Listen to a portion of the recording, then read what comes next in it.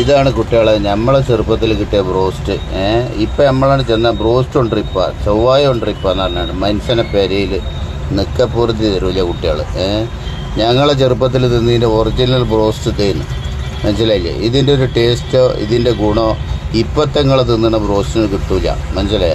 ഉണക്കലും ചുട്ടതും അതൊക്കെ കഴിഞ്ഞിട്ട് നിങ്ങളെമാതിരി കമ്പ്യൂട്ടറിലും മറ്റ് ഭണ്ഡാരത്തിലൊന്നല്ല ഞങ്ങൾ കളിച്ചിട്ടുണ്ട്. ഇതേമാതിരി ഇങ്ങനെ കുട്ടികൾ നിൽക്കുക, കക്ക് ചാടുക, ഇങ്ങനെയൊക്കെയാണ് മീൻ പിടിച്ചുക. പിന്നെ ഒരു മുണ്ടിരണ്ടം കിട്ടിയ ആളോട്ട് ഇതായിട്ട് മീൻ പിടിച്ചൽ, കൊത്തക്കല്ല് കളിച്ചൽ, കക്ക് ചാടൽ, ഇങ്ങനെ എന്തെല്ലാം രസമുള്ള കളികൾ, ചുള്ളിക്കായ് പെറുക്കി തിന്നുക. ഇതൊക്കെയാണ് അന്നത്തെ കാലം. ഇന്ന് ഈ മൊബൈലിൽ നിന്ന് നീച്ചിട്ടുള്ള വല്ല കച്ചവടമുണ്ട് നിങ്ങൾക്ക്. അന്നൊരു ആടും കുട്ടിയുണ്ട്, അതിന് 2 ഇല പറിച്ചുകൊണ്ടിരുക എന്ന് പറഞ്ഞാൽ തന്നെ ഒരു രസമുള്ള സംഗതി. ആടിനെ തീറ്റിച്ചാൻ പോവുക, എന്നിട്ട് പിന്നെ അണ്ടിയും പറങ്ങയും കിട്ടിയതൊക്കെ പെറുക്കി തിന്നുക. അങ്ങനെ വെള്ള കഴിഞ്ഞാണ്ട് പോയിൻ്റെ മനുഷ്യന്മാരാണ് ഞങ്ങൾ. ഇപ്പം നിങ്ങളിങ്ങോട്ട് ന്യൂ ജനറേഷൻ ഇങ്ങോട്ട് വന്നിങ്ങാണ്ട് നിങ്ങൾക്ക് ഈ പ്രായമാകുമ്പോൾ ബൈക്ക് ബുള്ളറ്റ് വേണം, മറ്റത് വേണം, എന്നിട്ട് മുടി നിങ്ങൾക്ക് ബുള്ളറ്റ് സ്റ്റൈലിൽ വെട്ടണം. ഞങ്ങളെ ചെറുപ്പത്തിൽ കളിച്ച കളികളാണ് ഇതൊക്കെ. മനസ്സിലായി? അന്ന് കളിക്കും ഒരു രസമുണ്ട്, ഇന്ന് ഭക്ഷണത്തിനും ഒരു രസമുണ്ട്.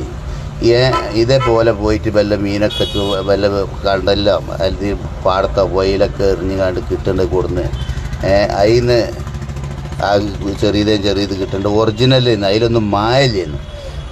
മനസ്സിലായില്ലേ?